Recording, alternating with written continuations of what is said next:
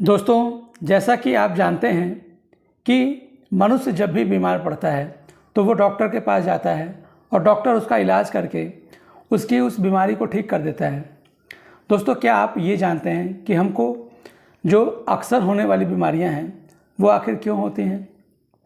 दोस्तों, मनुष्यों को जो भी बीमारियां होती हैं वो जनरली किसी न किसी माइक्रो ऑर्गेनिज्म यानी सूक्ष्म जीवों की मदद से होती है, जैसे वायरस, बैक्टीरिया, प्रोटोजोआ, फंजाई आदि।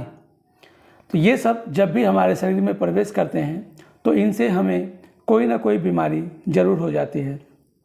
और जब ये माइक्रो ऑर्गेनिजम्स हमारे बॉडी में एंटर करते हैं तो हमारे ब्लड में ये बहुत तेज़ी से फैल जाते हैं, और जब हमारे ब्लड की जांच होती है तो हमारे ब्लड के अंदर ये छोटे छोटे माइक्रो ऑर्गेनिजम्स दिखाई देते हैं, जिससे कि डॉक्टर लोग हमको कौन सी बीमारी हुई है इस बात का पता लगा लेते हैं।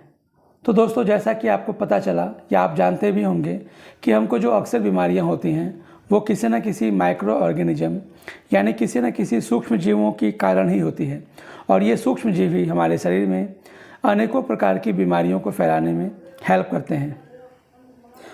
दोस्तों, वैसे तो माइक्रो ऑर्गेनिजम्स बहुत सारे होते हैं, लेकिन आज के इस वीडियो में हम जिस माइक्रो ऑर्गेनिजम्स के बारे में बहुत डिटेल में जानने की कोशिश करेंगे उस माइक्रो ऑर्गेनिज्म का नाम है बैक्टीरिया।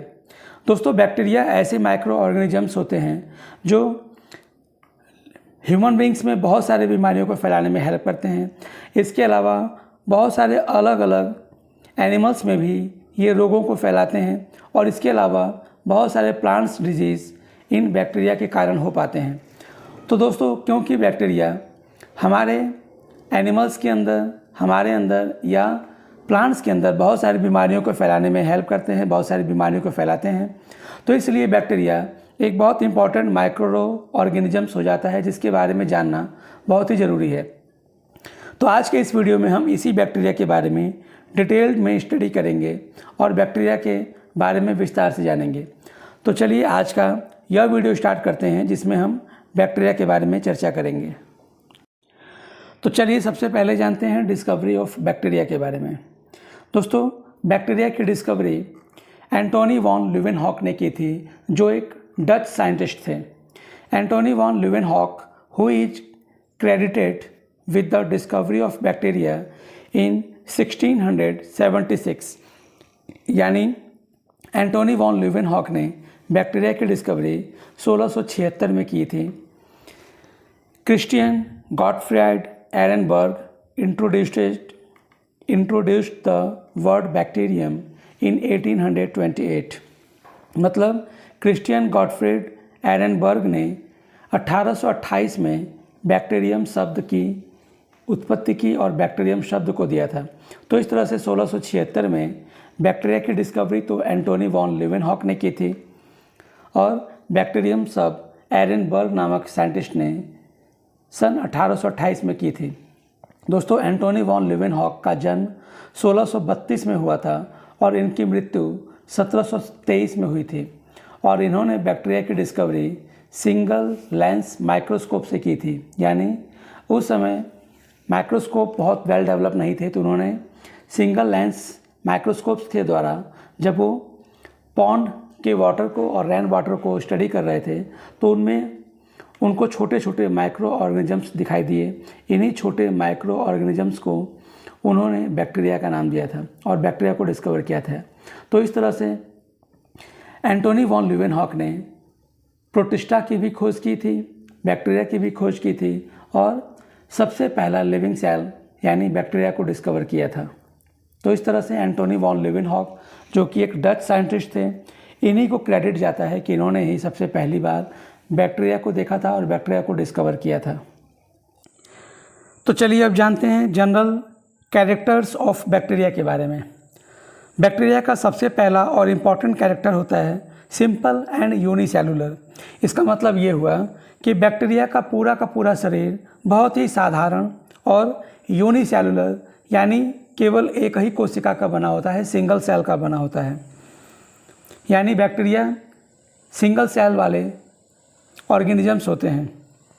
इसी तरह से दूसरा इसका मेन कैरेक्टर होता है यूनिवर्सल, यूनिवर्सल का मतलब होता है कि बैक्टीरिया ऐसे माइक्रो ऑर्गेनिजम्स होते हैं जो धरती के हर जगह पे, हर कोने पे, हर जगह पाए जाते हैं, यानी मिट्टी में, हवा में, पानी में, एनिमल्स के अंदर, प्लांट्स के अंदर, यानी हर जगह पे ये पाए जाते हैं, इसीलिए यूनिवर्सल कहा जाता है।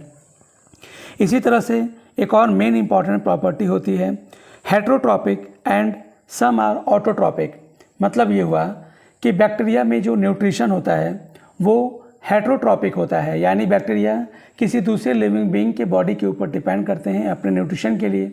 और इसमें भी हेट्रोट्रॉपिक में भी बहुत मेन इंपॉर्टेंट होता है कि बैक्टीरिया या तो पैरासिटिक हो सकता है, या तो सैप्रोफिटिक हो सकता है, या कभी कभी सिम्बायोटिक भी हो सकता है। और कुछ बैक्टीरिया ऑटोट्रॉपिक्स भी होते हैं, यानी अपने फूड को खुद प्रिपेयर कर सकते हैं। इसी तरह से एक चौथा मेन इंपॉर्टेंट कैरेक्टर होता है nucleolus is known as nucleoid, यानी बैक्टीरिया में जो न्यूक्लियस होता है उसे न्यूक्लियोइड कहा जाता है। इसी तरह से ट्रू न्यूक्लियस इज एब्सेंट, यानी बैक्टीरिया के अंदर ट्रू न्यूक्लियस नहीं होता है और इसीलिए इस न्यूक्लियस को न्यूक्लियोइड कहा जाता है। Mitochondria, endoplasmic reticulum, Golgi body are absent, यानी बैक्टीरिया के सेल में न तो माइटोकॉन्ड्रिया होता है, न ही एंडोप्लाज्मिक रेटिकुलम होता है और न ही गोल्गी बॉडी होती है। सेल्स हैव मीसोसोम्स, यानी बैक्टीरिया के सेल में मीसोसोम्स पाए जाते हैं। इसके अलावा DNA and RNA both are found. दोस्तों, जैसा कि आप जानते हैं कि वायरस में या तो डीएनए या तो आरएनए पाया जाता है, लेकिन बैक्टीरिया में डीएनए और आरएनए दोनों पाए जाते हैं। इसी तरह से एक और मेन प्रोटीन होता है जिसको हिस्टोन प्रोटीन कहा जाता है, इसके डीएनए में वो नहीं पाया जाता है, यानी बैक्टीरिया के डीएनए में हिस्टोन प्रोटीन एब्सेंट होते हैं, लेकिन बाकी के लिविंग बीइंग्स में डीएनए में हिस्टोन प्रोटीन पाया जाता है। इसके अलावा बैक्टीरिया के अंदर जो राइबोसोम्स होते हैं वो 70S राइबोसोम्स होते हैं, यानी कि इसके अंदर जो राइबोसोम्स होते हैं वो 70S प्रकार के होते हैं। 80S प्रकार के राइबोसोम्स बैक्टीरिया में नहीं होते हैं।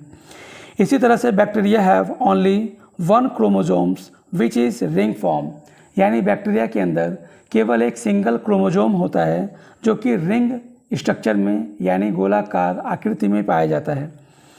इसके अलावा बैक्टीरिया में एसेक्सुअल रिप्रोडक्शन फिशन के द्वारा परफॉर्म हो पाता है, यानी बैक्टीरिया जब बाइनरी फिशन करते हैं तो एक बैक्टीरिया से 2 बैक्टीरिया बन जाते हैं, जो इसमें एसेक्सुअल रिप्रोडक्शन का एक मेन टर्म होता है, मेन प्रॉपर्टी होती है। इसी तरह से true sexual reproduction is absent, यानी बैक्टीरिया में जो ट्रू सेक्सुअल रिप्रोडक्शन होता है वो नहीं पाया जाता है। इसी तरह से in some bacteria conjugation, transduction, transformation takes place, यानी कुछ बैक्टीरिया में सेक्सुअल रिप्रोडक्शन की तरह से कॉन्जुगेशन हो पाता है, ट्रांसडक्शन हो पाता है और ट्रांसफॉर्मेशन हो पाता है। तो दोस्तों, ये तो आपने बैक्टीरिया के कुछ मेन इंपॉर्टेंट प्रॉपर्टी को जाना।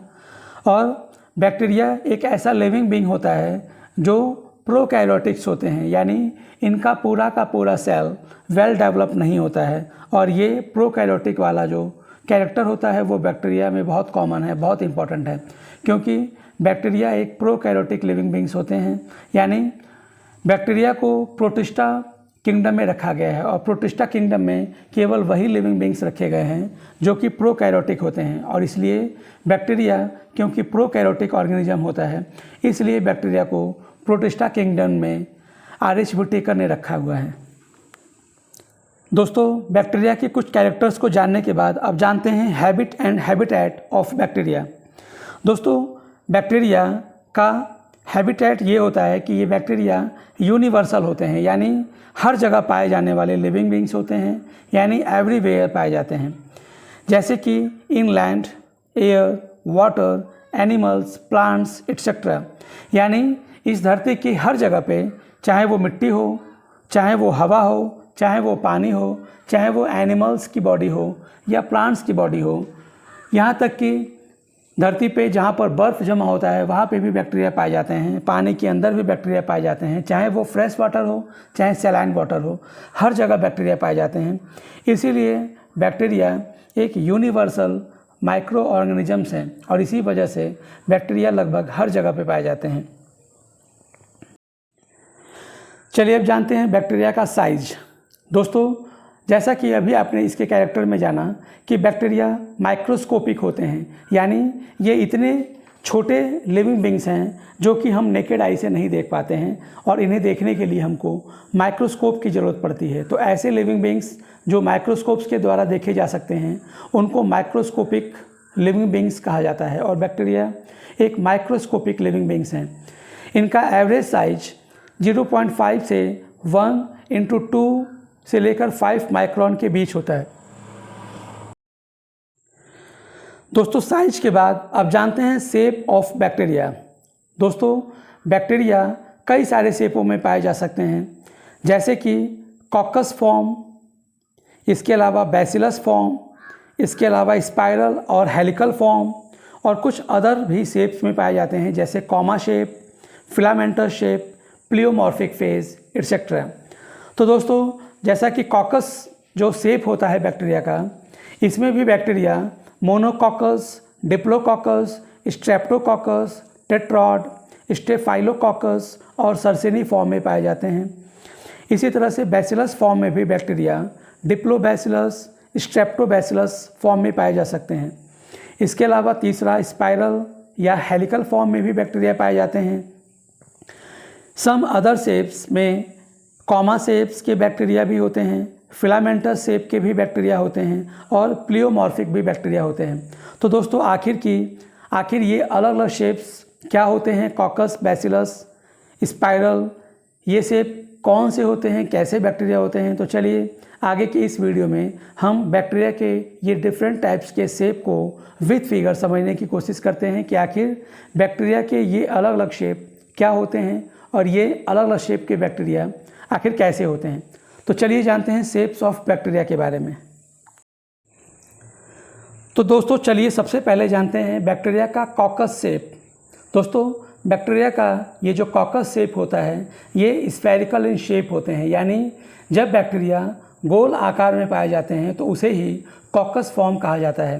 दोस्तों, इस स्फेरिकल शेप वाले कॉकस का जो डायामीटर होता है वो 0.5 से लेकर के 1.25 माइक्रोन के बीच होता है, यानी कॉकस बैक्टीरिया 0.5 से 1.25 माइक्रोन के बीच होते हैं और ये कॉकस बैक्टीरिया ऐसे बैक्टीरिया होते हैं जो कि स्फेरिकल इन शेप होते हैं, यानी ये गोल आकार के बैक्टीरिया होते हैं।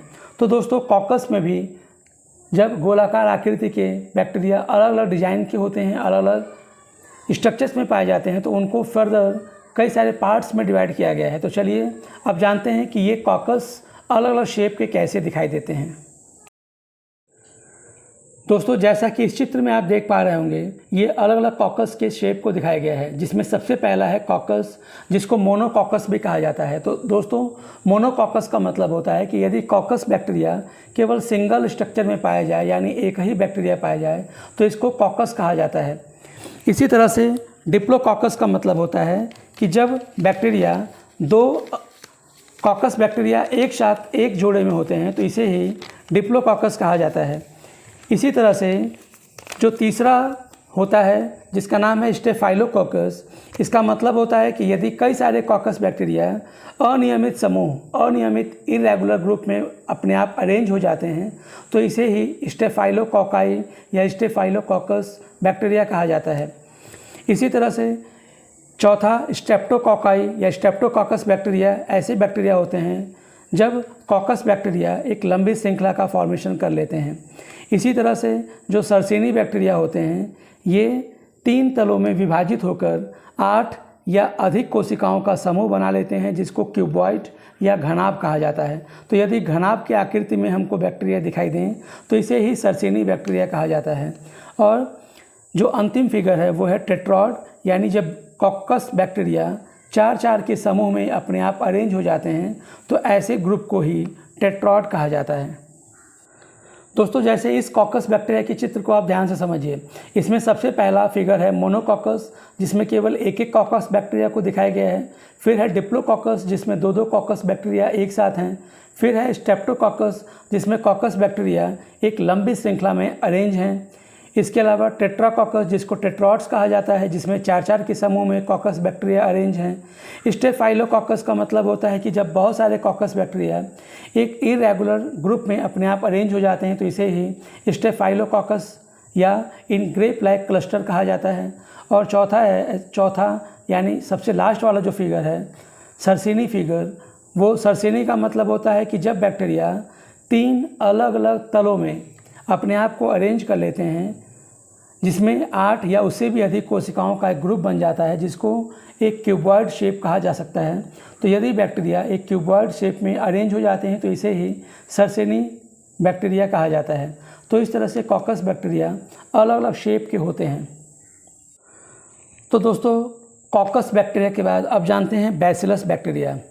दोस्तों, bacillus bacteria rod like in shape होते हैं, यानी जब बैक्टीरिया एक लंबी डंडे के समान संरचना का फॉर्मेशन करते हैं तो इसे ही बैसिलस बैक्टीरिया कहा जाता है, जिसका एग्जाम्पल है बैसिलस ट्यूबरक्लोसिस। यानी बैसिलस ट्यूबरक्लोसिस नामक बैक्टीरिया बैसिलस शेप का होता है, यानी रॉड लाइक स्ट्रक्चर्स में होता है, जिसको हम डंडे के आकार की संरचना भी कह सकते हैं।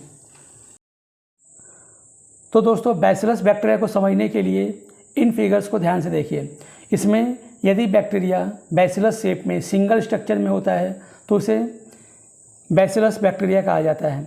लेकिन जब बैसिलस बैक्टीरिया आपस में जुड़ते जुड़ते एक लंबी सी श्रृंखला का फॉर्मेशन, लंबी सी चेन का फॉर्मेशन कर लेते हैं तो इसे स्ट्रेप्टोबैसिलस कहा जाता है। इसी तरह से जब बैक्टीरिया लंबे लंबे आकार में आपस में जुड़े रहते हैं तो इसे पैलीशेड्स कहा जाता है।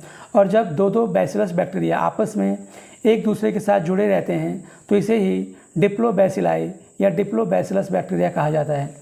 तो इस तरह से यदि डंडे के आकार के जो बैक्टीरिया यानी बैसिलस बैक्टीरिया होते हैं, जिसमें जब सिंगल आकार यानी केवल एक ही अकेला होता है तो उसे बैसिलस कहा जाता है। लेकिन जब कई सारे बैसिलस बैक्टीरिया एक लंबी सी चेन के रूप में अरेंज हो जाते हैं तो इसे स्ट्रेप्टोबैसिलस कहा जाता है। लेकिन जब वो लंबे होकर के आपस में एक दूसरे के साथ जुड़ जाते हैं तो इसे पैलीशेड कहा जाता है। लेकिन जब दो बैसिलस बैक्टीरिया आपस में दो बैक्टीरिया एक साथ रहते हैं तो ऐसे बैसिलस स्ट्रक्चर को डिप्लोबैसिलस स्ट्रक्चर या डिप्लोबैसिलस बैक्टीरिया कहा जाता है। तो इस तरह से बैसिलस बैक्टीरिया रॉड लाइक होते हैं, यानी डंडे की तरह से होते हैं। सिंगल वाले को बैसिलस, लंबी सी चेन वाले को स्ट्रेप्टोबैसिलस, लंबे से खड़े खड़े संरचना वालों को ग्रुप को पैलीशेड्स, और जब दो का बैसिलस का ग्रुप होता है तो उसे डिप्लोबैसिलस कहा जाता है। दोस्तों, कॉकस बैक्टीरिया और बैसिलस बैक्टीरिया के बाद अब जानते हैं थर्ड शेप बैक्टीरिया का, जो है स्पाइरल और हेलिकल शेप। दोस्तों, स्पाइरल या हेलिकल शेप के बैक्टीरिया की जो लेंथ होती है वो 10 से 50 माइक्रोन के बीच और विड्थ 0.5 से 3 माइक्रोन के बीच होती है। और इसका एग्जाम्पल है स्पाइरिलम माइनस।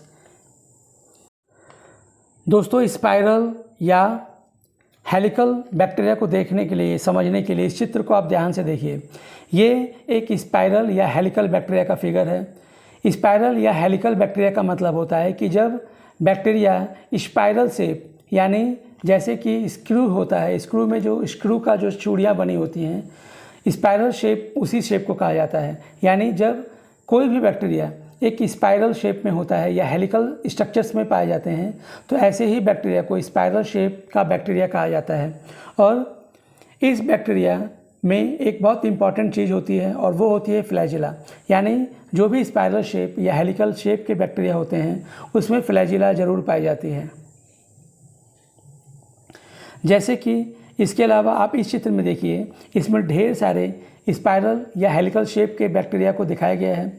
ये बैक्टीरिया स्पाइरल शेप या हेलिकल शेप में हैं और इनके या तो दोनों तरफ फ्लैजिला हो सकते हैं या एक तरफ फ्लैजिला प्रेजेंट होता है। तो स्पाइरल या हेलिकल शेप के बैक्टीरिया में फ्लैजिला, जो उनके दोनों तरफ छोटे छोटे धागे नुमा संरचनाएँ होती हैं जिनको फ्लैजिला कहा जाता है, वो पाए जा सकते हैं। तो ये इसका एक बहुत इंपॉर्टेंट कैरेक्टर होता है कि स्पाइरल शेप के बैक्टीरिया में फ्लैजिला प्रेजेंट होता है। तो दोस्तों, बैक्टीरिया के बहुत इंपॉर्टेंट जो शेप होते हैं उनको समझने के बाद अब हम बैक्टीरिया के कुछ अदर शेप को भी समझने की कोशिश करेंगे, जिसमें कॉमा शेप, फिलामेंटस शेप और प्लियोमॉर्फिक शेप होता है। तो चलिए अब बैक्टीरिया के कुछ अदर शेप्स के बारे में भी जानते हैं। दोस्तों, बैक्टीरिया के कुछ अदर शेप में जो सबसे मेन इंपॉर्टेंट शेप होता है वो होता है कॉमा शेप्ड, जिसका एग्जाम्पल है विब्रियो कॉलरे। यानी विब्रियो कॉलरे एक ऐसा बैक्टीरिया होता है जिस बैक्टीरिया का जो शेप होता है वो इंग्लिश के कॉमा की तरह से होता है। यानी इंग्लिश के लैंग्वेज में जिस तरह से हम कॉमा का प्रयोग करते हैं उस कॉमा की आकृति के बैक्टीरिया को कॉमा शेप्ड बैक्टीरिया कहा जाता है। चलिए इसी तरह से एक और बैक्टीरिया का शेप समझते हैं जो होता है फिलामेंटस बैक्टीरिया। दोस्तों, ये बैक्टीरिया फिलामेंट और थ्रेड लाइक होते हैं, यानी धागे की तरह से संरचना वाले बैक्टीरिया को ही फिलामेंटस या थ्रेड लाइक बैक्टीरिया कहा जाता है, जिसका एग्जाम्पल है बैगियोटा एटसेट्रा। जैसे कि इस चित्र में आप ध्यान से देखिए, ये एक फिलामेंटस बैक्टीरिया के स्ट्रक्चर्स को दिखाया गया है। इसमें बैक्टीरिया जो होते हैं वो थ्रेड लाइक स्ट्रक्चर्स में पाए जाते हैं। दोस्तों, इसी तरह से बैक्टीरिया का एक और शेप होता है जो होता है pleomorphic bacteria. These bacteria change their shape according to environment. यानी ये ऐसे बैक्टीरिया होते हैं जो कि इन्वायरमेंट के अकॉर्डिंग अपने शेप को चेंज कर सकते हैं, लेकिन ये जो चेंज होता है शेप में वो एक टेम्पररी चेंज होता है, यानी अस्थायी चेंज होता है, और ये चेंज फिर बदल भी सकता है, जिसका एग्जाम्पल है एसिटोबैक्टर बैक्टीरिया। दोस्तों, एसिटोबैक्टर बैक्टीरिया में जो टेम्पररी चेंज होता है वो ये होता है कि ये बैसिलस शेप में भी पाया जाता है और कभी कभी इन्वायरमेंट के कंडीशंस के हिसाब से ये स्ट्रेप्टोबैसिलस फॉर्म में भी चेंज हो जाता है। यानी एसिटोबैक्टर बैक्टीरिया बैसिलस से स्ट्रेप्टोबैसिलस और स्ट्रेप्टोबैसिलस से बैसिलस बैक्टीरिया में कन्वर्ट हो जाता है। तो इसीलिए ऐसे बैक्टीरिया को प्लियोमॉर्फिक बैक्टीरिया कहा जाता है। दोस्तों, प्लियोमॉर्फिक बैक्टीरिया को देखने के लिए इस चित्र में जो चौथा फिगर है उसको आप देखिए। ये प्लियोमॉर्फिक बैक्टीरिया को दिखाया गया है। ये ऐसे बैक्टीरिया होते हैं जो इन्वायरमेंट में कंडीशंस के हिसाब से अपने शेप को बैसिलस से स्ट्रेप्टोबैसिलस या और भी किसी शेप से दूसरे शेप में अपने आप को कन्वर्ट कर लेते हैं। तो ऐसे बैक्टीरिया को जो इन्वायरमेंट की कंडीशंस के हिसाब से अपने शेप को चेंज कर सकते हैं उन्हें ही बहुरूपी या प्लियोमॉर्फिक बैक्टीरिया कहा जाता है। तो दोस्तों, आज के इस वीडियो में हम लोगों ने बैक्टीरिया के बारे में ढेर सारी चीज़ों को समझा, ढेर सारी चीज़ों को जाना, और सबसे इम्पॉर्टेंट होता है बैक्टीरिया का शेप। उसको भी हम लोगों ने डिटेल में स्टडी की, उसके शेप्स को, अलग अलग शेप्स को जानने की कोशिश की। दोस्तों, बैक्टीरिया का स्ट्रक्चर क्या होता है इसको हम आगे की वीडियो में समझने की कोशिश करेंगे। तो दोस्तों, आज के इस वीडियो में इतना ही। उम्मीद है आपको इस वीडियो में जो भी जानकारी दी गई होगी ये जानकारी आपको ज़रूर पसंद आई होगी। तो यदि आपको ये जानकारी पसंद आई हो तो इस वीडियो को लाइक ज़रूर करें और हमारे इस चैनल को सब्सक्राइब ज़रूर करें। धन्यवाद।